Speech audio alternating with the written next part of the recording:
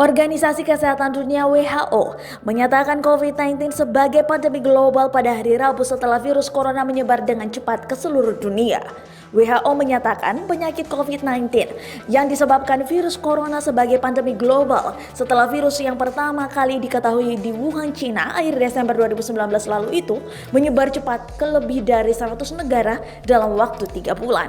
Virus ini telah menginfeksi lebih dari 121.000 orang di Asia, Eropa, Timur Tengah, bahkan Amerika. Pernyataan pandemi global virus corona disampaikan oleh Sekretaris Jenderal WHO Tedros Adhanom Ghebreyesus. Selama 2 minggu terakhir jumlah kasus di luar Cina telah meningkat 13 kali lipat dan jumlah negara yang terkena dampak telah meningkat 3 kali lipat, kata Tedros di Jenewa, Swiss, seperti dikutip dari CNBC Rabu 11 Maret 2020. Dalam beberapa hari ini dan minggu ke depan, kami memprediksi jumlah kasus, jumlah kematian, dan jumlah negara yang terkena dampak bisa naik lebih tinggi, lanjutnya.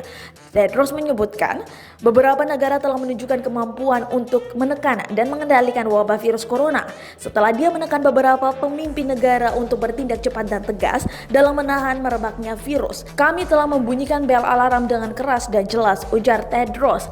Tedros mengatakan ini adalah pertama kalinya coronavirus menyebabkan pandemi. Sebelumnya, para pejabat WHO enggan untuk mengkategorikan virus ini sebagai pandemi global. Namun kondisi itu berubah melihat perkembangan virus dalam beberapa hari terakhir.